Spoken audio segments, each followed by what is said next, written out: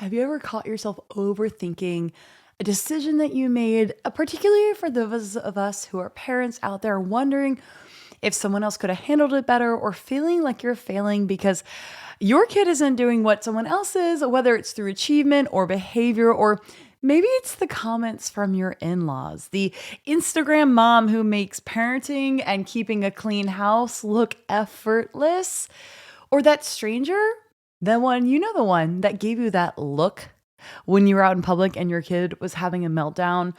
Look, if you've ever felt judged, unsure, or just plain worn out, wondering if you're a good enough parent, this episode is for you. But it's not even just for parents. This is for anyone who's feeling like they're just not doing enough. They're not sure if they're hitting all the marks and doing all the things. And quite frankly, you just don't want to mess it up. So in today's episode, we're going to be talking about how to build real confidence as a parent, even when you feel like the world is watching and whispering. And I just want you to know you're not alone. And as I said, this is not just an episode for parents. This is for anyone who has something in their life where you truly love and you don't want to mess it up, but it feels overwhelming and no one has a roadmap for you. And you just want to know, how do I stay confident when I don't know if I'm doing enough? We're going to break down some of the fears.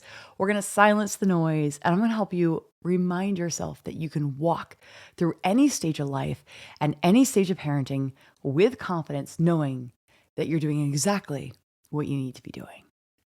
Hey guys, I'm Trish Blackwell, and you're listening to the Confidence Podcast. This is episode 600. Oh my goodness, and 49. We're almost at that 650 mark, and I'm so happy that you've tuned in today, whether you're a new listener or you're an OG and you've listened to all 649 episodes. We are going to be diving into a topic today that it's not just for parents. I am going to be speaking in context and in examples of parenting, but please know, as with all the things that we talk about here on the Confidence Podcast, there's so much transferable truth to whatever it is that you're struggling with. And the reality is that parenting can often feel overwhelming. So if you're not a parent and you're listening and you're wondering what area of your life to apply this to, anywhere you're feeling overwhelmed on something that you really care about, on something that you really want to nail and master, that is what this episode is going to help you with. But we're going to start diving in right away and talking about this constant fear of judgment, trap of overthinking, and constant comparison that happens in parenting. And the reality is that you often feel like you're just never doing enough. I don't know about you, but I also have this subconscious unknown thought that often sneaks in and says, you're failing. And that creeps in when one of my kids is going through something, when I can't fix a problem of theirs, when I can't give them the growth and some of the pain I've walked through that's taken me years to get the strength from the struggle. And I just want to be able to translate it right over to them. And to some extent we can, but some lessons kids just have to learn on their own with your guidance. And it's so hard because I want to protect my kids from pain. I especially don't want them to have to walk through or struggle with anything that I did. But the reality is that I can't put them in a bubble. I can't change the way they think. I can't prevent them from pain and heartbreak and disappointment and their own challenges. What I can do is walk by them. What I can do is teach them how to think for themselves, how to feel their emotions, how to believe in themselves, and how to know that they are always safe, they are always loved, and they are secure, because I am going to be a person who accepts them without judgment, hears them without criticism, and that is curiously walking along life with them, providing feedback, guidance, and safety. So I can't fix everything for them. And I will make mistakes as a parent and as a mom in both my decisions, my behavior, and in my examples. But that doesn't mean that I've botched parenting. One of the key ways that we stay confident as a parent is we know what is the real goal. And that's where I want you to start with. What is your real goal in parenting? When you set goals in life, we set them for our bodies, we set them for our marriages, we set them for our finances, our retirement. I want you to set yourself parenting goals. Who do you want to be as a parent? It starts with the end in mind. We have to know, who do we want to be? What is our role? And what is the legacy? What are the lessons? What are the things that you want to impart to your children? We are not trying to parent perfectly because there is no such thing. But how do I parent proactively and with confidence, knowing that I'm going to fail along the way, knowing that I'm not going to know the right things to say all the time, but that doesn't have to be problematic. We talked recently in my group coaching program, the College of Confidence, about the difference between preferences and problems.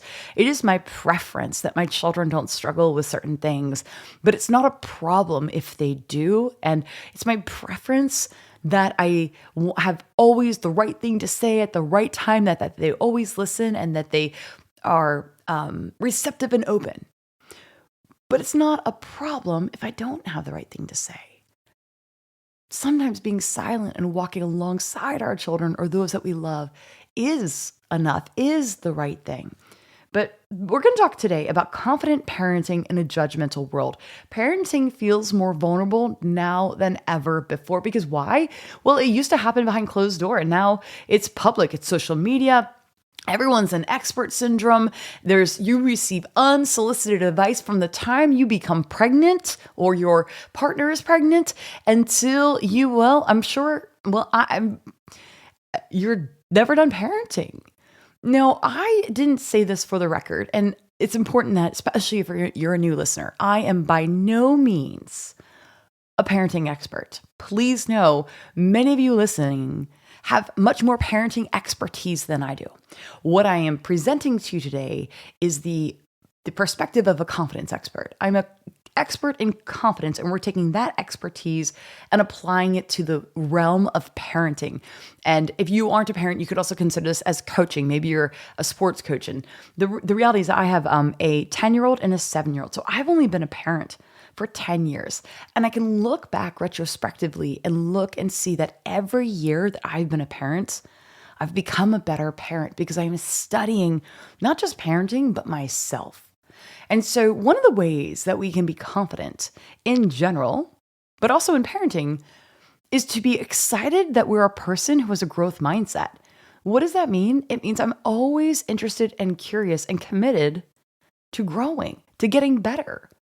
And so even if you aren't happy with where you are as a parent, or maybe you come from a hypercritical family where everyone disagrees with the way that you're homeschooling or the way that you're doing private school or the way that you are doing public school or whatever your decisions are, you can feel very alone.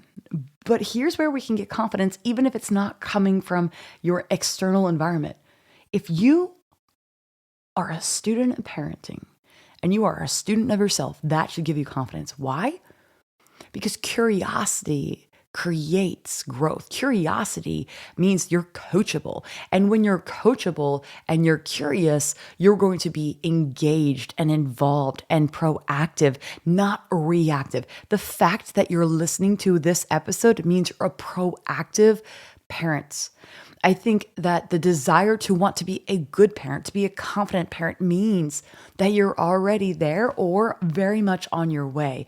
And you can have confidence in your parenting, not to say, I don't know how I'm going to handle, I don't know what it's going to be like to have a teenage daughter. I don't have one.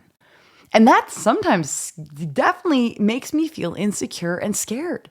And then I remind myself, Trish, your daughter right now is 10, and you didn't 5 years ago know how to parent a 10-year-old because you only had a 5-year-old.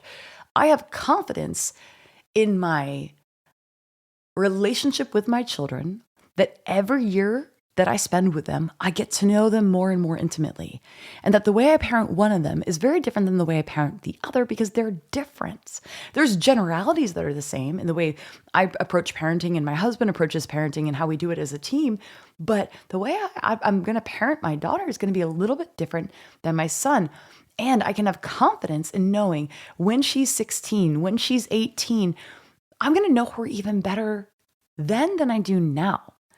And while I can get in my head and get overwhelmed if I read a bunch of articles about teenage girls and I'm thinking, oh no, how am I going to handle that? How will I navigate that? Because we can psych ourselves out about the next season of parenting before we even get there. And it's so unnecessary because we're forgetting a couple key things. You are committed to growth. You're becoming a better parent every single year. And you're studying parenting.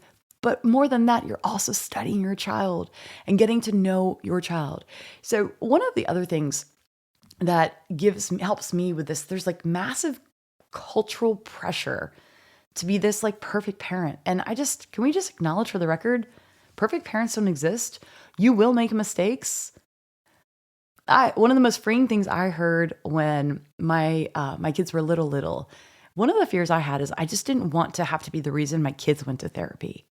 I didn't want to mess them up. I didn't want to be problematic in their life that they would need to pay to go talk to somebody about, oh, my mom this and my mom this, and she didn't know this, but she created this emotion in me that I struggle with now.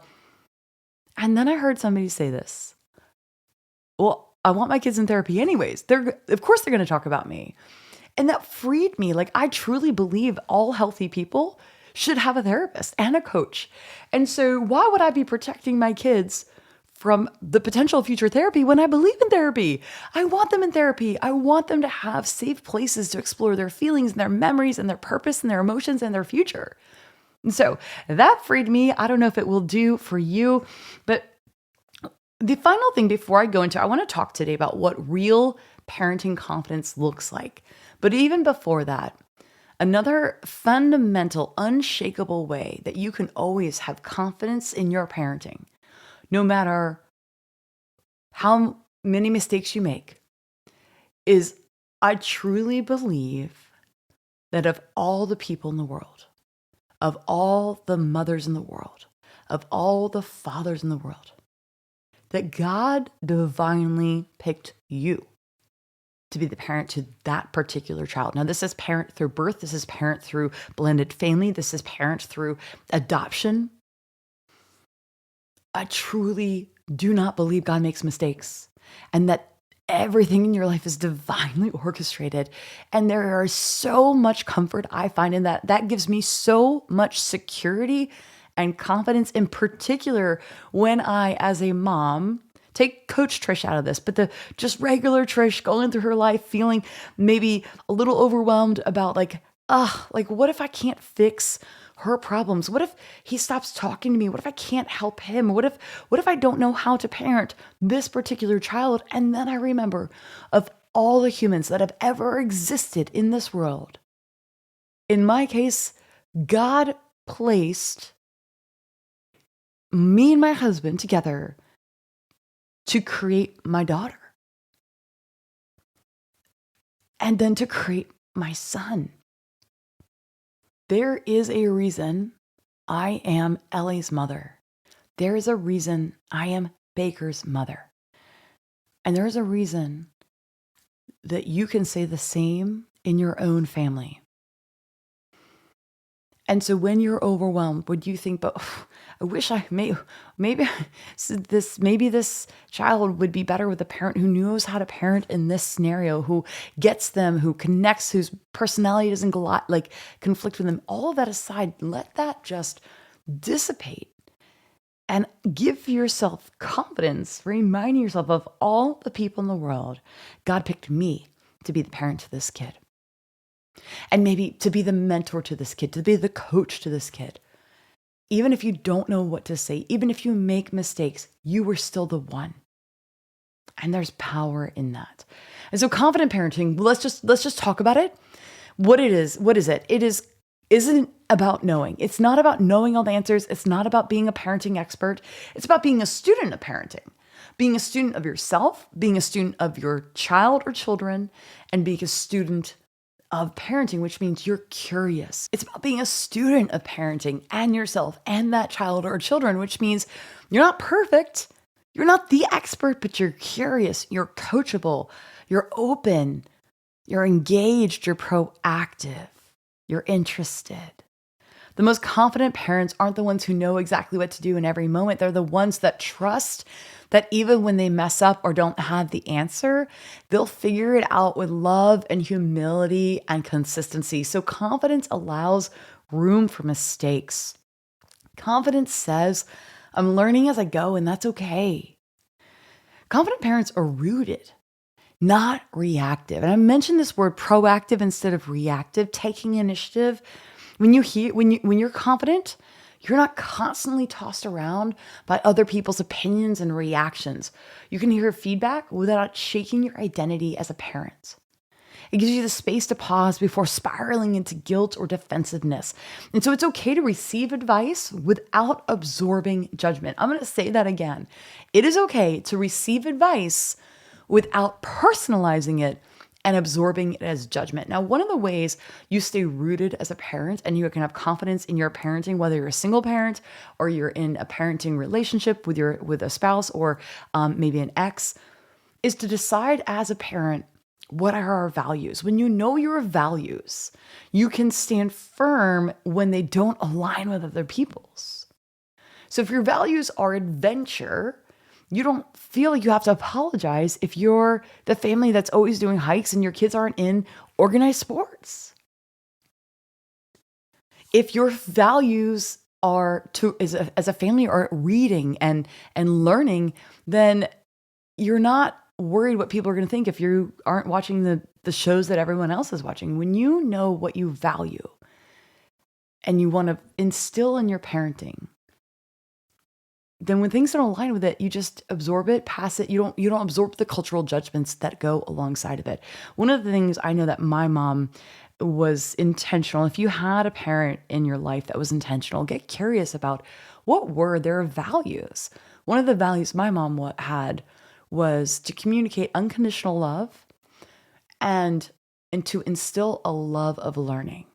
And so I am taking those two values as well as a parent, and I am trying to intentionally incorporate that into conversations and into the atmosphere of parenting. This doesn't mean we talk about it all the time, but there is an atmosphere to your parenting. Confident parenting also means parenting with presence, not perfection. And so you don't have to fix everything to be a perfect parent or a confident parent. But your kid, your children, no matter the age they are, they need to know you're there. That's it. Your attention, your calm, your love, not your perfection. Confident parenting honors your family values, not the internet's. We already touched on this, but know what you value. Maybe it's slow mornings, maybe it's faith, maybe it's adventure, maybe it's nature, maybe it's unstructured play over academic achievement and busy schedules. Maybe it is academic achievement over something else. Know what your values are and why your values are that. And so one of the things I want you to take away, and my challenge to you is ask yourself, what is the current atmosphere of my parenting? And what are my top 3 parenting values that I'm going to carry forward as a compass? If you are parenting with somebody else, whether it's in a marriage, whether it's in a partnership, whether it's in a divorce, in a blended family, I would also encourage you to have your 3 parenting values as a parental unit. And maybe you're parenting with your parents. You're in, you're living with your parents, and so your child has you plus their grandparents in a parenting role. So know your values and then know your parental unit values. So I know my top 3 values as a parent. I know my husband's top 3 values as a parent are different. Play is very high. Play and creativity are very, very high on my husband's parenting values. My 3 are a little bit different. And then together we have 3 as well. And I want you to know this more than anything. Your children of any age, they don't need you to be perfect. They need you to be you. And they want a happy, fully alive version of you, not a pressure and exhausted version. And so one of the things that I want to do to help you feel more vibrant, alive in your parenting is to make sure that you're doing some basic confidence boosters that are going to keep you recharged. Parenting is exhausting. Life is exhausting. But that's why we have to track our wins. I want you to name your daily parenting wins. I want you to notice, hey, this was really good parenting. I showed up well. I was present. They opened up. They trusted me, or I engaged them and I supported them. Unplug from comparison zones where you might find yourself comparing yourself to someone else, and then anchor yourself in this truth, like, I am the right parent for my child. I am the right parent for my child. I think one of the biggest fears that we generally speaking, I've spoken to a lot of clients and friends about this, is this fear of failing our kids. We're afraid that there's one mistake that's gonna cause long-term damage that we can't undo. We have anxiety over whether we're doing enough to raise a healthy, well-adjusted child. We stretch ourselves thin to make sure our kids are in the right activities or getting the right extracurricular opportunities to build their resume so they can get the next step of life. And you guys, the pressure is real. And I just want to say this for the record. It's not possible to fail them if you're committed to always loving them. If you're committed to walking alongside them, helping them pivot. We cannot protect them from pain. One of the best things we can do is teach them how to navigate the human experience, teach them how to have faith in God, and that, hey, while you can't fix their problems, there is a God that can, and that God loves them, that as much as you love them and would die for them, there is a God who loves them more because he ultimately created them, that they were created on purpose, with purpose, and that you are helping them become the best version of themselves by showing them and demonstrating them that they are loved, they will never be alone, and they will always be loved. That's one thing that my husband and I say over our kids every single night: you will always be loved and you will never be alone. We want that to be integral and absolutely written on their hearts, because there's going to be a world that makes them question themselves. There's a world out there of pressure and insecurity and insufficiency and not enoughness and fear of judgment and overthinking and pressure to be perfect and all of that. And I want to protect my kids from it all. But that's unrealistic. And when we argue with reality, we create our own stress. And so as a mom, as I'm learning to grow up, and my parenting as my children grow up, I'm learning that it deepens my faith. There's more trust in God that I need over his life. And what gives me courage and hope is that I know that he loves them more than I can even feasibly understand. And so I'm not alone. You are not alone in your parenting, even if you are alone, because it's not just you that loves your kids or your children, your child with that much intensity. And I hope that encourages you. More than anything, I think the greatest takeaway from me is that there is no pressure to be perfect. I don't have to always have the perfect thing to say, the perfect timing, the perfect vacations, the perfect choice of school. Like, I ideally want to research all the things well and give my kids exposure to the things that are best aligned with their interest, best for their education, best for their overall health and wellness. But there are also things out of our control. And there are times that we are going to make decisions where we picked one, we trusted our gut, and maybe there was a better decision, a better team, a better school, a better environment. It's all for their good. We want to protect and we want to prevent, and some of that we can do, but for the things that are out of our control, we can pray. And we can walk alongside and be present and confident. Again, this is about confidence in parenting. This is not parenting expertise. This is how do you maintain your confidence in an area of your life that is mostly out of your control. Through prayer and through remembering that there is power in being present. There is power in love. There are power in your words, the words of affirmation that you speak over your children, the words you speak about your children, to your children. Help them create their identity. And the more confident you can help them to be in the world, honestly, I really believe the more successful they will be, the more skilled they will be at reframing and talking back to negative self-talk and limiting thoughts, the more resistant they will be to peer pressure. And everything that you are doing to grow your confidence, your children are watching and mirroring. I think that the privilege of being a parent calls us up to a higher standard, to raise our standards of our own personal development, because they will see your habits. They will see your thoughts. They will see how you're reframing your emotions, maybe you used to react in anger and now you no longer. Maybe you used to gossip and now you're calling yourself to a higher standard, and you're intentionally positive in building people up versus tearing them down. They see a change in you and they're demonstrating to them They have power over how they think, over how they feel, and over how they live. One of the parenting, intentional parenting philosophies I have is to teach my kids grit.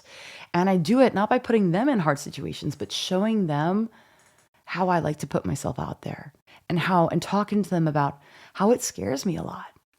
How sometimes I don't know what I'm doing, but I do it anyways because then I get better. And I'm teaching them that I chase failure and I fail until I succeed. And I talk to them about when I feel rejected, not talk to them about it like I'm not like, hey kids, but I don't know if you're watching on Spotify or YouTube, but my office has a chair in it. They often sit in here while I'm working. And if I'm working and I'm discouraged, I'll say out loud, I'll walk myself through the reframe of, gosh, I wish this was going better. I've worked really hard and now I have to start over.